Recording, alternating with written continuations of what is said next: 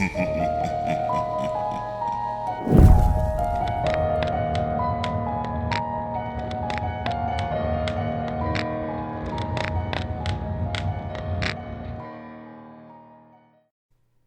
is always that local homeless person that you have seen for years and is a part of the community.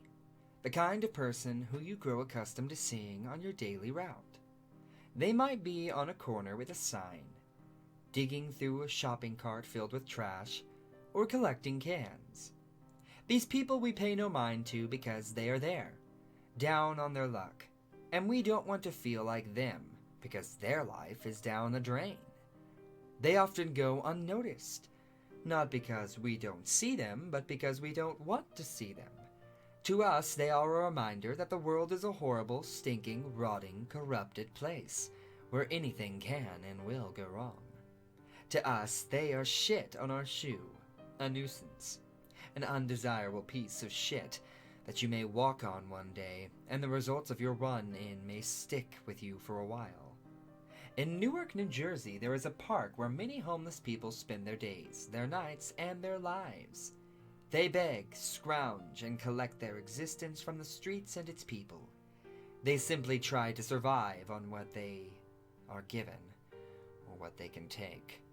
Some resort to crime to continue breathing, eating, and shitting. These are the people that make the streets empty when the sun goes down. Everyone knows what might happen if they venture out at night down this street, but sometimes it cannot be helped.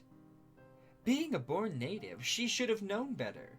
However, being a humanitarian at heart may have been what did her in. She had school at a local university every day, 9 a.m. to 6 p.m. She would walk home usually, had the occasional ride home from a friend. A few nights before midterms, she had stayed late studying in the campus rec area. She didn't have any outgoing calls, texts, or emails after she had left campus. They assumed that she had walked home in the dark. When walking home during the night, most people scuttle from streetlight to streetlight as if it would keep them safe from what the darkness hides. She had known better. She stuck to alleys, knowing that the muggers, rapists, and dealers would be watching the streets. She walked in silence in the dark, her phone off, her keys held tight in hand to assure all sounds were muffled. She pressed through block after block silently and stealthily. She knew all the nooks and crannies that were hidden from watching eyes. She would look to the street at every outgoing alley, seeing silhouettes against the lighted street. None of them were watching the darkness. All were watching the streets. 3 blocks from her home, something was in the streetlight. It was a man. A rather large man. Sporting a stained yellow t-shirt, jean shorts, shredded and stained, and 2 mismatched shoes. He sat crying in the dim, flickering glow of the streetlight. Not far from him laid a grocery cart that was bent, and the tire was still spinning. Its contents spilt across the pavement. Against her better instinct, she slowly approached the man. The closer she got, the more apparent it became that this man was not in a right state of mind. Clung in one hand, he had a stuffed animal. She continued forward, whispering to the man. Hello, sir? Are you okay? The man continued skulking to himself, as if he hadn't heard. She inched closer. She was now at the edge of the street lamp's glow. She looked around, making sure that all was clear, then cleared her throat and asked, "Sir, are you okay?" At this, the man had attempted to look behind him, but rotating herself left then right, he asked, "What are you doing here?" She replied, "Can I help you? You shouldn't be in the streets at night."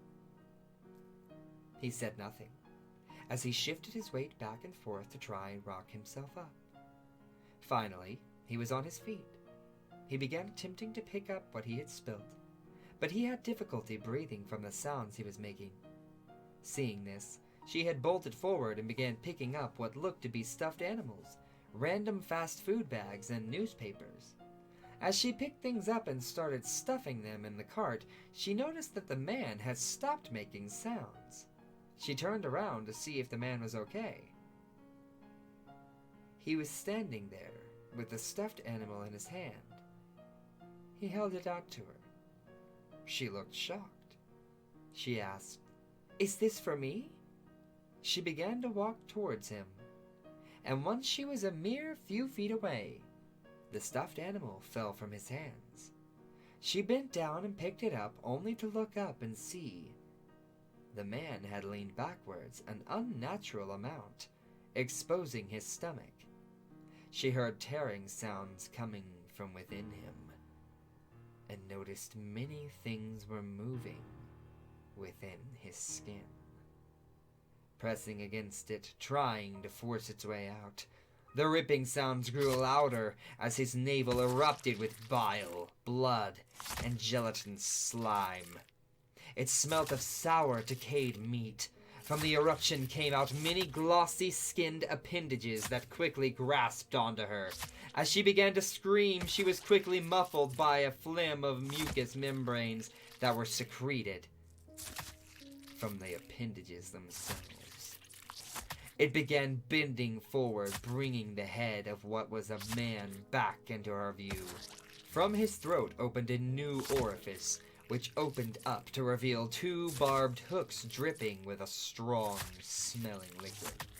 It lurched forward and pierced under her collarbone and through her shoulder blade, cracking her rotary cuff, making her muffled screams cease as her head dropped limp. As it slowly passed her upwards through the rows of glossy appendages, its top orifice spread wide to expose a dark gaping hole that she was slowly lowered into, and then dropped into darkness. The story made the news.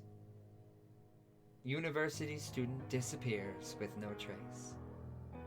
The police searched for days, weeks on end, and found nothing.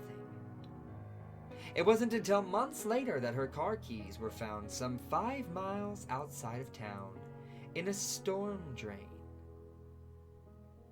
Of course, that led to more searches, and those ceased after a while as well. In a year, the whole town had forgotten, and a new person turned up, missing, without a trace.